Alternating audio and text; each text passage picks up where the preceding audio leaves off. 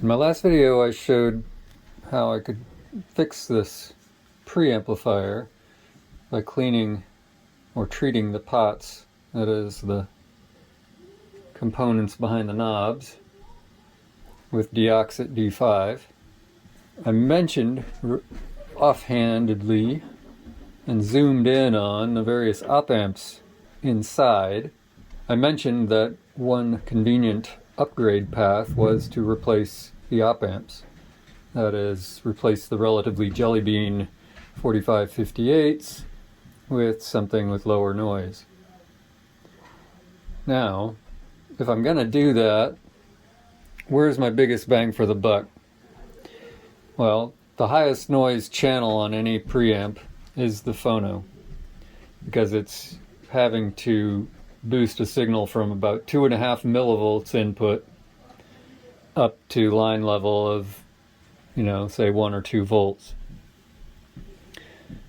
Whereas the rest of the inputs might be unity gain on the way out. Now, right now I've got the volume turned all the way up. I've got, of course, the power amp on. And I've got it switched to phono. And perhaps you can hear the hiss from here.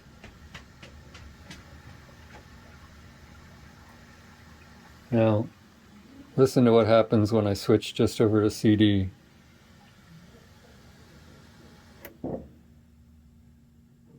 The hiss goes away completely.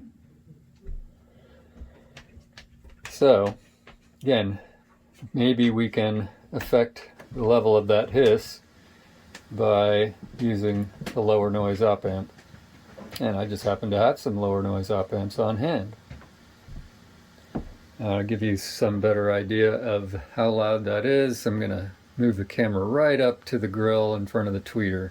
Again, the volume's at max. As soon as I came over here, somebody directly overhead flushed a toilet. Alright, let's try this.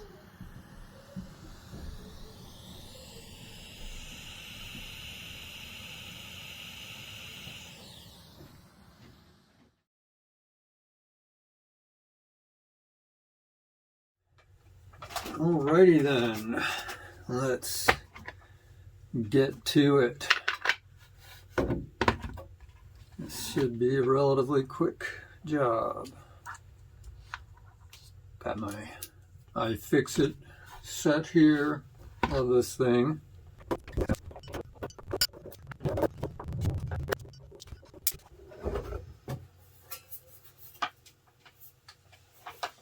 Okay, we're in.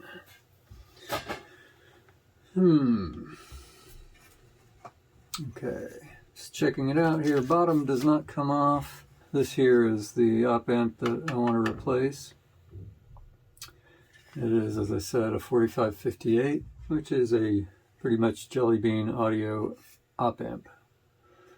So, let's see, I've got a few screws here. Got the back thingy numbers to contend with. Got another screw up here near the front.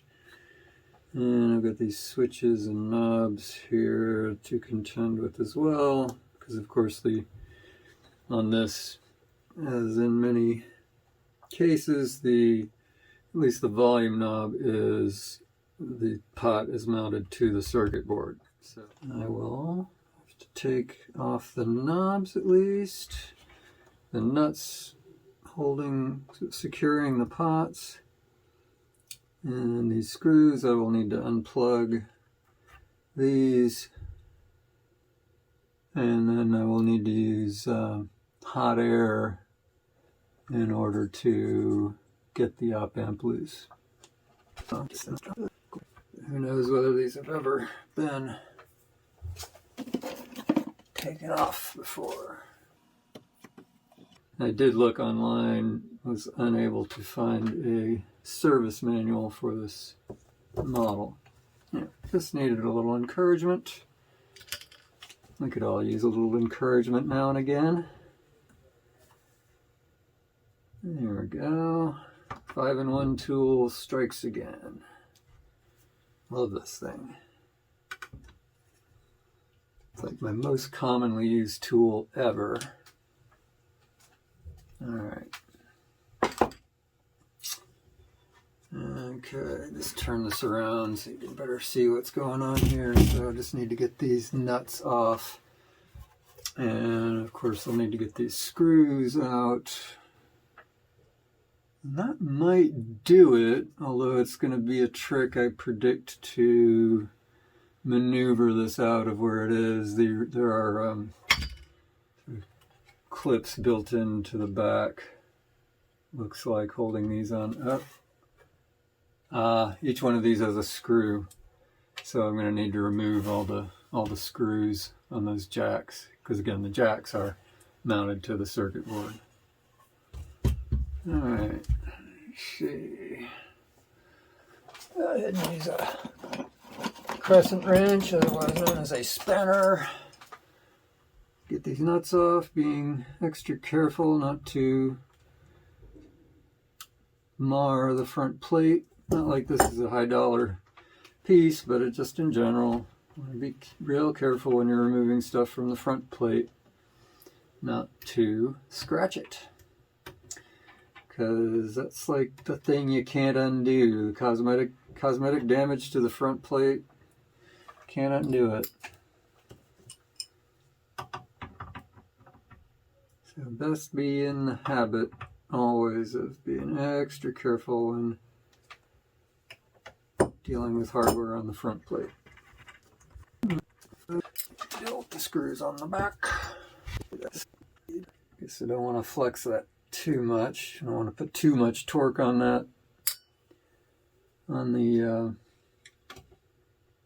joints, on the solder joints. I'll probably go ahead and retouch all the solder joints on the bottom in any case, but if you don't know, when you're servicing or upgrading or overhauling or refurbishing or restoring a piece of equipment, generally good practice I find to retouch all the solder joints if possible. There may be some that you just can't get to for whatever reason, but it's like it's a bit tedious in terms of the effort, but it's not so bad. And you never know when you might have a solder joint on the edge, especially as you're upsetting matters by working on it. And just in general, you can think of it as contributing to the longevity of the device. I'm going to just need to take that back plate right off, I think. I think that's the only way this is coming out. Alright then, so be it. I'm going to be real careful not to strip screws. That's why one of the reasons I really like this iFixit set. You've got something like 64 different bits to choose from. So I can generally have a real good fit to whatever screw or bolt I'm trying to get out. And that reduces the chances of stripping the heads. Slow, patient, smooth, all that. Take her easy there, buddy. Just want to see whether the resistance to it coming off is just a matter of cables flexing. This one in particular is a bit of a problem. These ribbon cables are already pretty tight. They can be undone, but can't really get to undo those without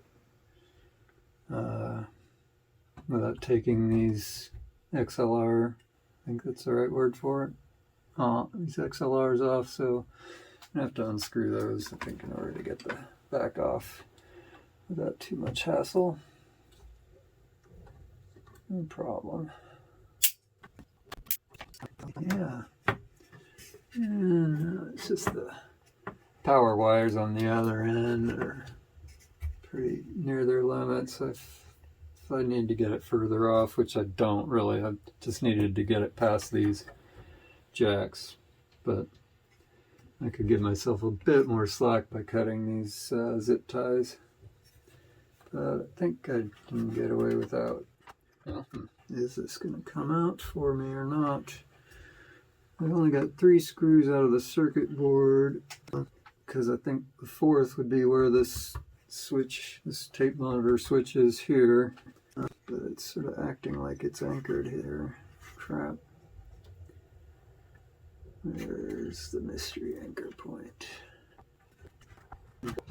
Oh, I bet these switches are glued. Might be. There is a piece that is glued. I'll probably have to pop that glue. It's old enough to be worth removing anyway. Let's see if that helps. Not really. Let's see if there's anything screwed in from the bottom. No, I don't think there is. Although there's the feet. Yeah, but I can't get the feet off anyway. I don't have screws. Just have to patiently figure it out. 3 in the back end. 3 to somewhat rotate here about the. Oh, there's glue holding this switch. Maybe. And that didn't do it. This part here shouldn't be the bugaboo, because this is not even attached to the circuit board, I don't think, except through this ribbon cable. Why this is stumping me. I'm going to take off the front plate. Which means taking off all the knobs. It's alright, needed to wash the knobs anyway. Of course, each one has a nut securing it.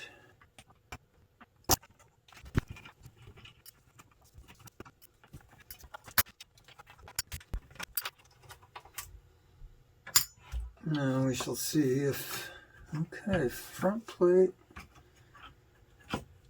is not the holdup. Okay, now maybe at least I can see better what might be holding this board down. But so far, yes, there was a 4th screw. It kind of figures that there would be 4. It was just completely inaccessible until I took off the front plate and was able to move this selector switch so that the ribbon cable uncovered the screw. All right then. Okay, we're free, except for these cables, so go ahead and unplug those now. Now I have video documentation of where these are, where they go, and the orientation and so on in general. It's really important to take pictures of the insides before you disassemble, and even as you disassemble, because as you disassemble things become visible and so on. But of course we want to make sure to get these ribbon cables plugged back in the right way, into the right places. Let's get this one out. Alright, that leaves these and these. Let's see what the deal is on the bottom. Okay. Knock wood, I should be able to work on this without undoing the rest of the wires, but you know, let's just do this right. I'll just go ahead and undo these screws. Provided that is just a just thing, a simple enough thing to do. I'm going to take a different driver bit. Keep that small. Okay, we should have everything with us so we can set the rest of the chassis aside. Not so fast, buddy. Ground connection over here. Turntable ground. Oh man, that screw is going, the one that goes all the way through, of course. Phew. Okay, now we should be free and clear. Yes. And we can set the chassis aside. Here's the op amp, and I'm going to need to use hot air to get it off.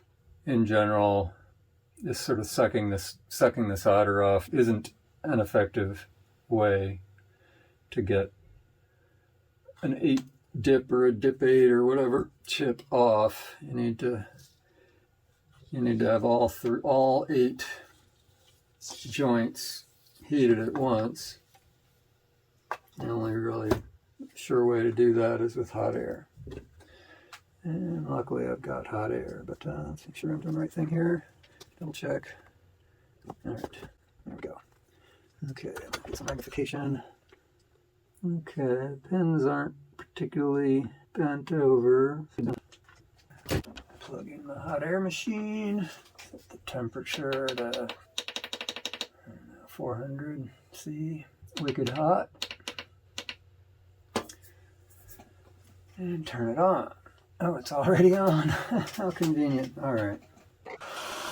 So first of all, I'm going to just kind of heat the general vicinity, since I don't have this on a hot heater plate, which my hot air machine has, but it's kind of a pain to use. So I'm going to heat up the board a bit so that I don't get any funny business going on when I apply a lot of heat to the one spot. You know, differential expansion things.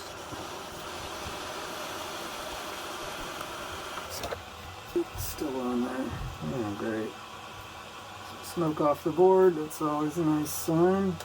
Not. It's not wanting to let go easily, so I have to wedge the tweezers under there, give it some more heat, and pull it off. Didn't want to let go. Come on, man. There we go. Alright. Now, one of the things that I'll do is, in case I or a future owner of this device wants to do some op amp rolling, as it were, I will put in a socket, an 8-pin socket, so that the op amp can be replaced without having to heat it or the board. Alright, well, there's our 4558 liberated. Now let's get the replacement gear. Alright, pause the video to find the op amps and some other things.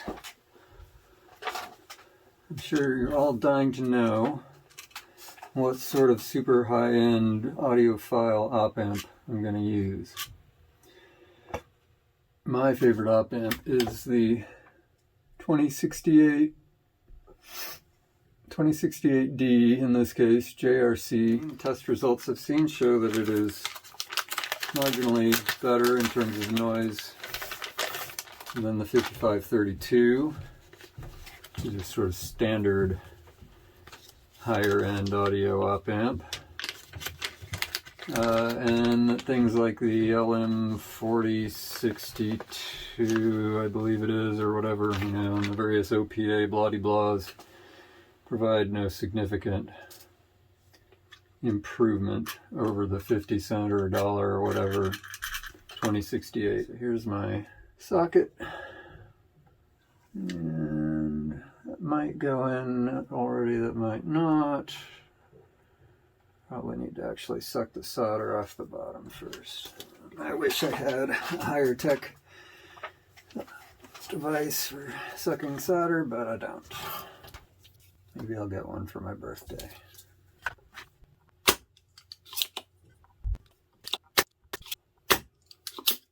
Besides, what would I do for thumb exercise without this thing? Okay, that should free up those holes enough. Really suck it in and solder it into place. I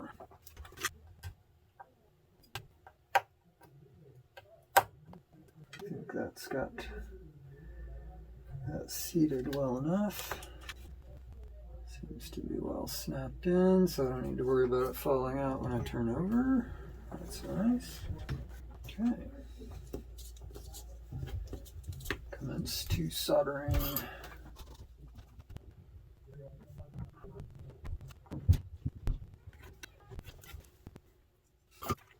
Inspecting the joints. Looking good. Alright. Now, extract an op-amp. I say an op-amp chip. This, of course, is a dual op-amp chip. I say, of course, well, does anybody use a single op-amp chip? I don't know. Let's make sure to get it oriented correctly. Or as the English would say, orientated. Don't know why they add the extra syllable. We want to be generally careful not to overstress anything in this process or bend these pins out of whack, but don't need to be super delicate about it.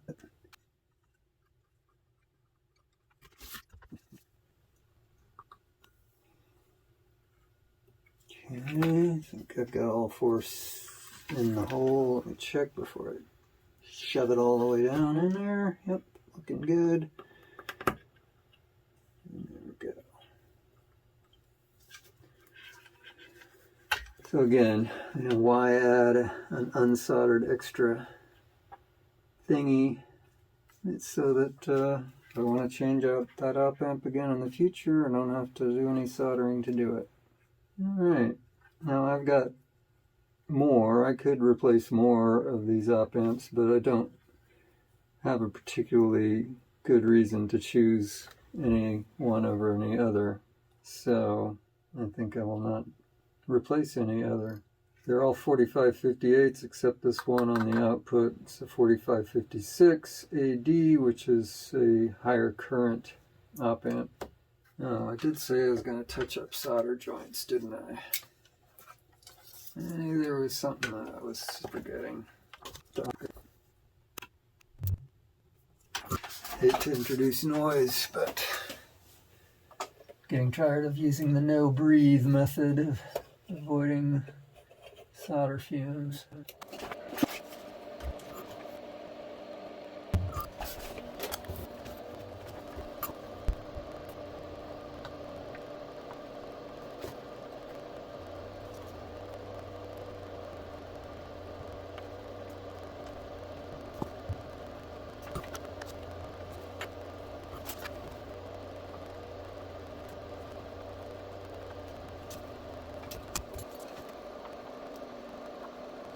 One thing I've found is that, and I probably do this myself, is assuming that people who work on electronics and know what they're doing, supposedly working on electronics, must be much faster at doing tedious work like this than somebody else would be.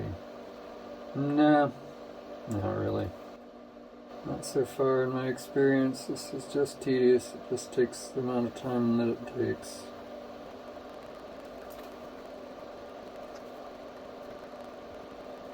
High-tech strain relief for these wires. Masking tape.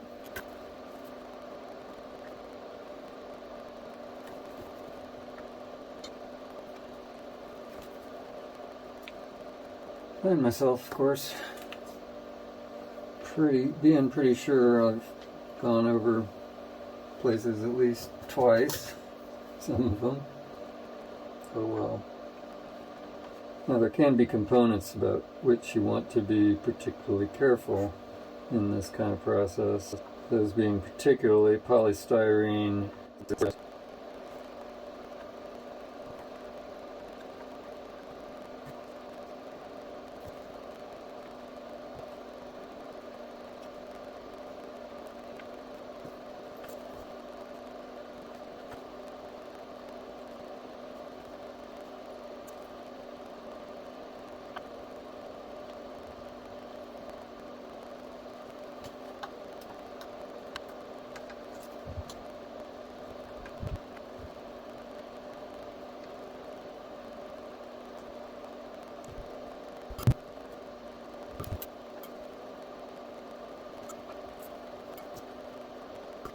Now, how to re-stick these. I will use my special glue. Peel off the old stickum if I can. And use a special silicone glue that is guaranteed, or what, I don't know, guaranteed, but yeah, not supposed to. Guaranteed not to corrode anything down the line. In that case, this is the 388 electronic grade silicone. And of course it tends to solidify. In this case, the plug is deep. Usually it's right near the surface and not so hard to get out. So I'll replace the tape with new tape. And I managed to get these glued back on, but not without actually poking a hole into the tube. That's where I got the glue out. Full disclosure. People think that people who do electronics must just have easy, nice ways to do tedious and difficult things. It's just all tedious and difficult. It's just all tedious and difficult. And you just either you can deal with that or not, you know. Like the previous thing I did was go through and resolder every joint on the board. And it's just, you know, it's just like, it's old, it's been, who knows how it's been treated. There might be joints that are already cracked or ready to crack, and you know, solder's brittle. So as long as I've got it out, it's tedious, but I mean, and I would say that's one reason to, like, if you're gonna get used stuff and you see it advertised as serviced versus advertised as being restored, that restored is a whole other level better than serviced. Serviced means somebody's gone through and fixed whatever's broken. Yeah. Whereas restored, typically somebody will have done the kind of thing that I just did, which was, I mean, that is not a guaranteed thing that people do, but in general, restored means that they have taken care to make sure it will last, again, as long as it has lasted so far. Serviced is like putting Bondo on the side of a car you just took. Yeah. That's what it sounds like. Well, it's like the difference in a car between serviced and overhauled. You know, service means, okay, you change the oil and, you know, like, make sure there's nothing broken. But overhauled means you've gone through and, like, replaced shit in general. Yeah. Alright, I think this is ready to put back together. Oh wait, I forgot to do, I haven't done this board yet. Go ahead and do that too. Again, it's tedious, but it should be done. Alright, I'll go upstairs. Love you. Love you too. If you get vintage stuff, which I don't, well, I get vintage stuff, and I generally like to find vintage stuff that doesn't work, because I'm going to have to do kind of the same amount of work on it to restore it, whether it's broken or not. Depending. I mean, sometimes when stuff is broken, it's not so easily fixed. But, you know, for example, let's say you find a Pioneer SX780 and it doesn't work. One of the channels is out, say. Well, that particular model is known to have issues with the output modules. Essentially, they're integrated chip kind of power amps, and they go bad, and they're not impossible to replace, but, you know, that's sort of a different level of not working than some other stuff. Something with all discrete components, it's just generally easier to repair. I mean, I guess repairing a power module like that is easy on some level, but not so easy on another. So I'm shy about buying a non-working Pioneer SX780, whereas say an SX828, bring it on. That's all discrete components. Kind of a pain in the ass to work on, but still, it's a pain in the ass just because it's crammed full of shit. Excuse me, because it's crammed full of stuff, features, and whatnot.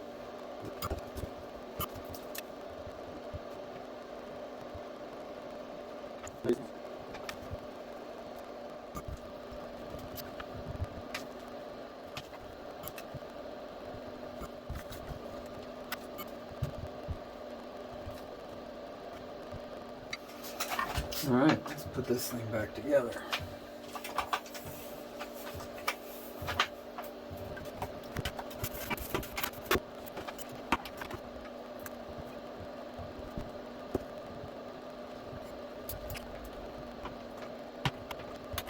I'm not sure that's the right screw, so I'm going to have to look back at the video. Alright, I'm back with clean knobs and a clean lid, top, whatever. Alright, we're almost there. It's exciting. I'm going to get to play it. Hopefully I didn't screw anything up. It'll play with no problem.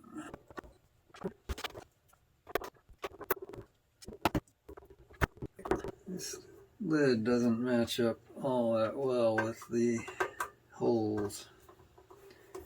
Kind of a pain. That is.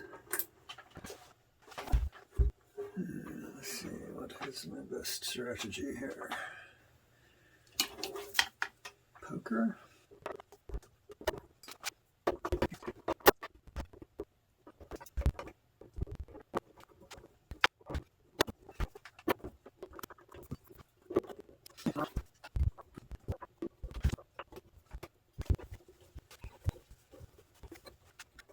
Trick with knobs is just getting the indicators lined up reasonably well. Not always the easiest thing to do.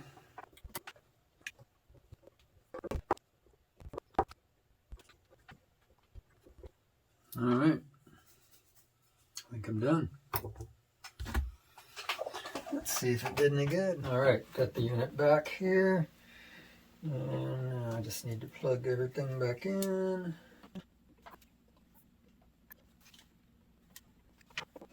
Alrighty. Power amp on.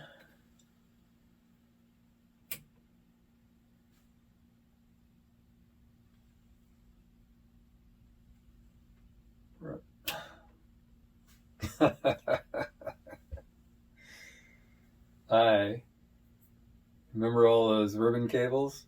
Maybe you already noticed this. I didn't plug those back in. So, gotta take the top back off and do so. Here we go again. Let's just unplug that. I'm going to read the caution sticker on here. It says, caution, risk of electric shock, do not open. Caution, to prevent electric shock, do not remove top or bottom cover. No user serviceable parts inside. Refer servicing to qualified service personnel. Let's see. Warning, to prevent fire or shock hazard, do not expose this appliance to rain or moisture. Caution, to reduce the risk of fire, replace with same type fuse. Caution, disconnect supply cord before changing fuse. The apparatus should not be exposed to dripping or splashing, and no objects filled with liquids, such as vases, should be placed on the apparatus. So, there you go.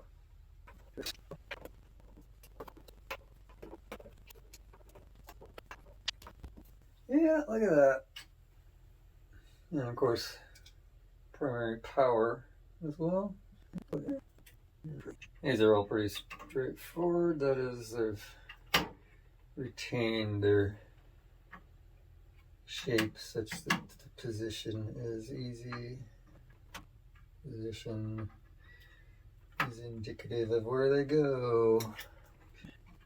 Alright, ribbon cables secure.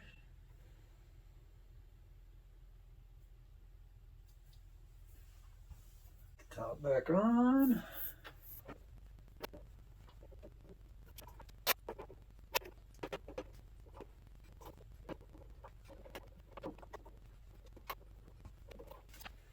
Alright, plug it back in.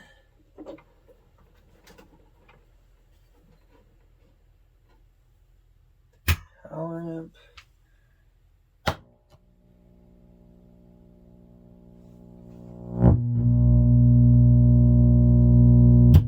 That's not good.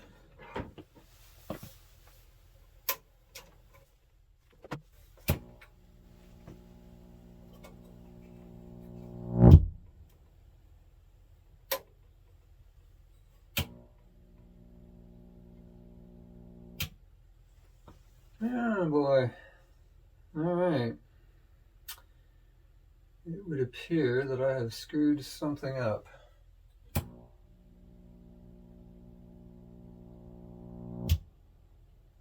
Yeah, definitely screwed something up. Guess it's back to the bench. Off camera, I took the top back off, of course, as you can see, and looked inside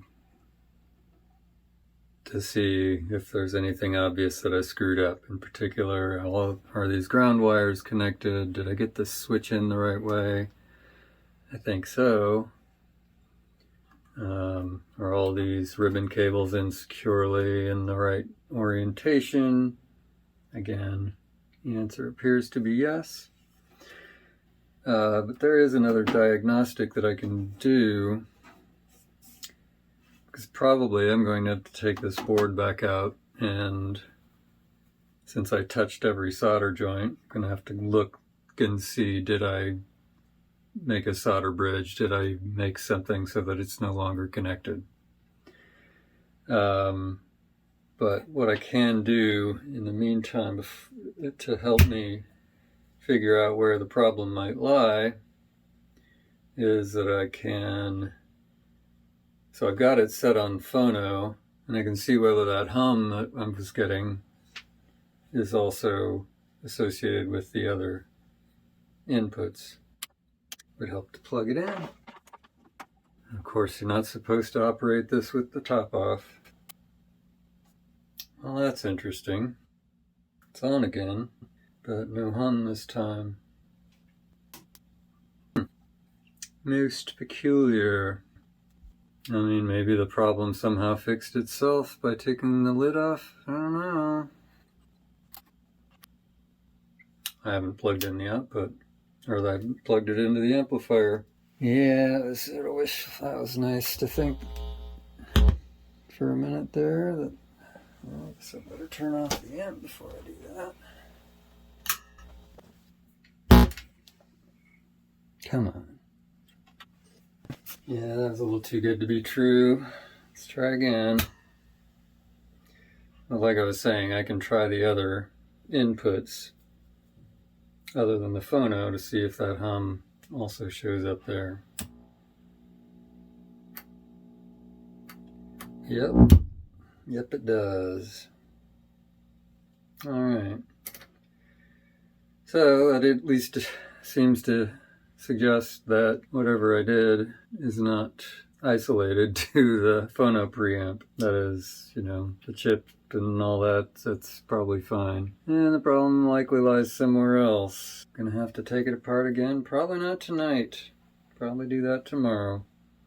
Through the magic of video editing, you will not experience the delay. Lucky you. It is the next day. Just a split second for you. What did I do? I decided not to film it, but I took this board out again.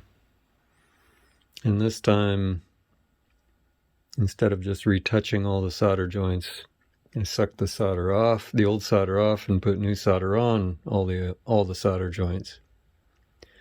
Did the same with this little board here.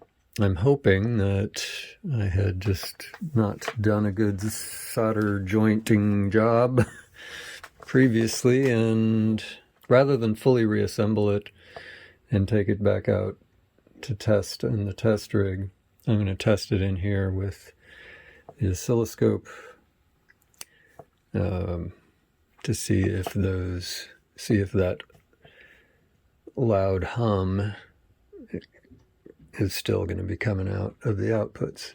Plugged it in, not yet turned it on, and I need to look at both channels because I don't recall for absolute certain that the hum was on both channels. I should say the other things I looked at when I took the board out. I checked the main filter capacitors here to make sure that those hadn't failed. They were fine. Should be able to now just turn it on and watch things go haywire if things are going to go haywire. Okay, so far I don't see any haywireness. I'll zoom in on these waveforms such as they are. Turning up the volume. It is giving me, I've got a 60 hertz hum on both channels, one more than the other. I'll try pulling the power on this. Okay. Now, I'm at 20 millivolts per division. It's relatively small. Don't like to see that, but that is not what we were seeing yesterday. It is also responding to the volume. 60 hertz hum is a bit weird. That obviously 60 hertz is what is the frequency of our mains power.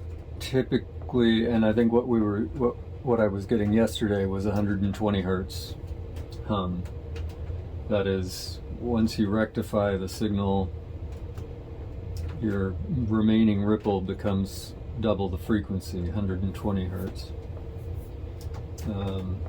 Right now I'm seeing 60 hertz, which indicates that it's not a problem with the rectifier, that more likely I'm getting some kind of interference, crosstalk between the AC power and the output, which is not awesome, but at least it's different than what we had yesterday, and it could also just go away once everything is battened back down into its correct configuration. You know, I could be picking up antenna sorts of effects. I don't know, let's just see if I can change it in any way. Yeah, you can see as I move this ground wire around, the magnitude is affected. Not hugely, but somewhat. Okay, actually it's when I ground myself that the signal is getting smaller, so I suspect that this is not anything that I should worry about at this point. And I think I'm just going to call it fixed, put it back together, and then hope for the best. Since you've watched me putting it back together and taking it apart a few times now, I will spare you that.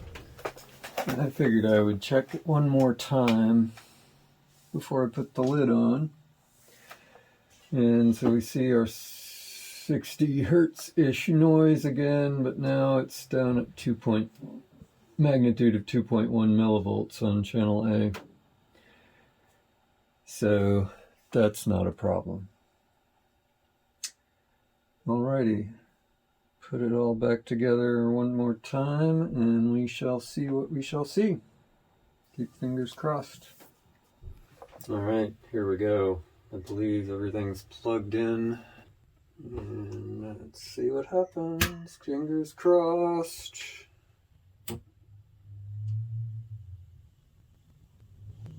Alright, well, so there's that hiss.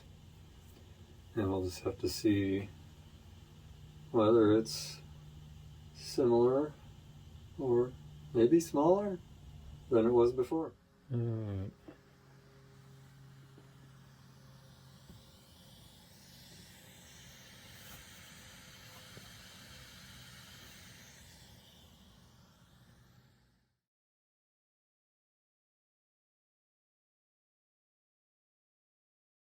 So what's the final verdict?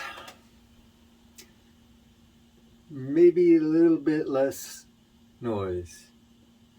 Let's see, previously with the sound meter on the phone held up right where I put the camera, it was 51 point something dB, and then just now it was 49 point something dB.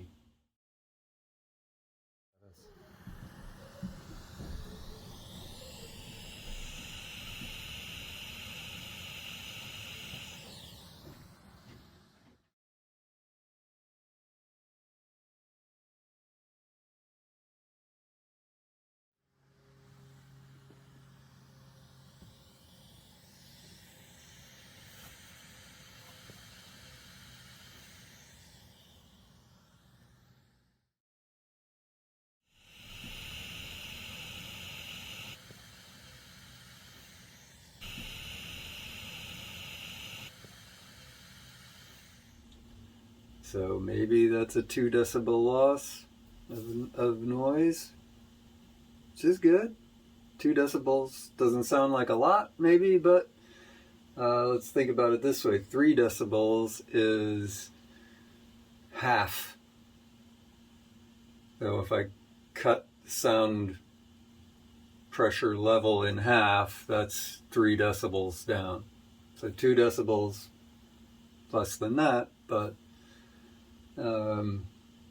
provided that I trust the results, it is a measurable improvement, which is nice. It's nice to have a measurable improvement, especially after all that work for what was supposed to be an easy upgrade. Now for the real test.